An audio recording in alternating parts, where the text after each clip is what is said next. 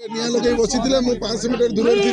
हठात मो गाड़ी देखी आसी मत पिटापिटी कले पिटापिटी करी मो कच्चा बच्चा भागी मत धक्का फक्का मारी मो चेन छिड़े की कहले बबिदास पठेची तते जीवन मारी देबू एवं कहि मो पीएस को बाडेले बाड़ी करी मो गाड़ी फाड़ी आगे बच्चा बाडे भांगी देले 10 मिनिट मते गाड़ी फाड़ी पिटी चंदी मते धक्का मारी की तापरे समान तापरे पळै चंसु। प्रथम कथा बिजु जनता दल हिंसा रे आदौ विश्वास करे नै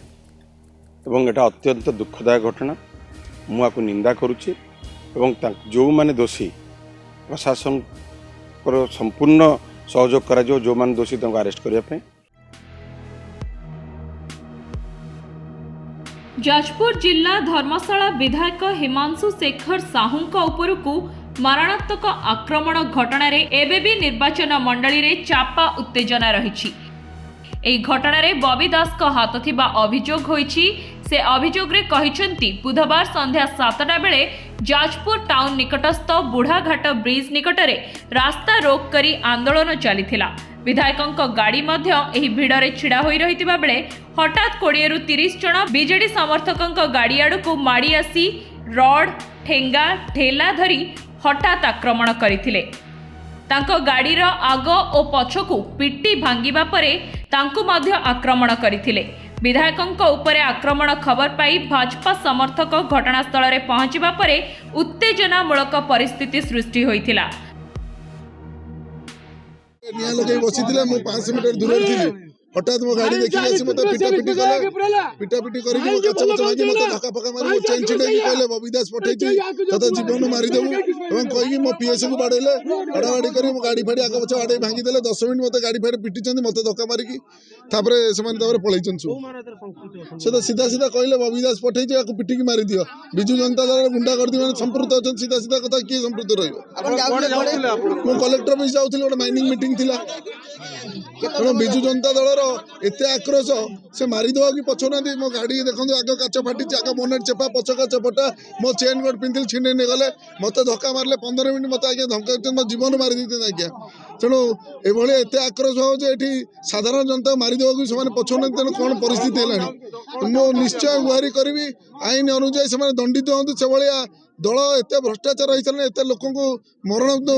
पाखु आनी पहुँचे से लोक अरेस्ट हवा दरकार जी भाई कार्य करोची से नेता भी अरेस्ट हवा निहाती दरकार। खबर पाई एसपी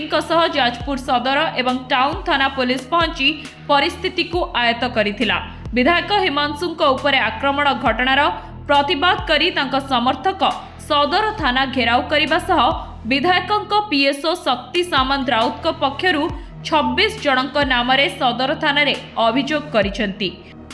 अन्य पक्षरे बबींक समर्थक माने जाजपुर थाना सम्मुखरे विक्षोभ प्रदर्शन करने सह विभिन्न नाराबाजी करुथुबा देखिबाको मिलिथिला। मु 8टा बेले फेरुथिली मु खबर पाइले टीवी रे देखिली एवं प्रथम पचारली आम लोक मानू जे कौन कही ना मु खबर पाइली जे बिरजा प्रकल्पर प्रशासन कौन निष्पत्ति उपरे से माने गोटे रास्ता रोक करथिले एवं सेतु मुझा खबर पाइली जे माननीय विधायक धर्मशाला से बाटे जाउथिले एवं तांको भीतर कौन बचसा है कि कौन है मुझे जानी परफेक्टली बट तांको उपरे आक्रमण है। प्रथम कथा बिजु जनता दल हिंसा रे आदौ विश्वास करे नै एवं एटा अत्यंत दुखदायक घटना मु आकु निंदा करूची एवं जो माने दोषी प्रशासन को संपूर्ण सहयोग करा जो माने दोषी तंको अरेस्ट करिया पे। एटा गोटे भाववेगर तांकर चलीथिला आंदोलन से आंदोलन भितर कौन घटी एक्जाक्टली मु जानी नै किंतु कौन से हिंसात्मक कथा को आदौ प्रश्रय दि जाव ना। मु भी किसी खबर पाइली से दुकान बजार को भी तांकर किसी समर्थक मैंने आसी भंगाभंगी करचंती ना एपटर हिंसा को प्रश्रय दिजाव ना सेपट हिंसा को प्रश्रय दिजाव। प्रशासन जहाँ सहयोग चाहिए आम करूँ और मुझे खबर पाई बिरजा प्रकल्प उपरे से माने रास्ता रोक करते ता भितर ये अघटन घटी किंतु ये घटना को संपूर्ण भाव में मुझे शुणिली मु तार खबर नेली मु निजे एसपी की फोन करती डीएसपी फोन करती जो मैंने दोषी समस्त को अरेस्ट करा जाऊ एवं मोस्ट इम्पोर्टेंटली सबुठ बड़ मु कथा कहबी गणतंत्र रे बिजु जनता के विश्वास करे ना आ विशेषकर मो परिवार केबे भी एटा विश्वास करे ना। मु टीवी मीडिया शुणिली जे विधायक कौन कहते मो विषय मो भाई विषय मो भाई कही थाना बसापी जब मु जानवे मो भाई से नथिला एवं से जाऊला खबर पाई कि रास्ता रोक होइछि बोली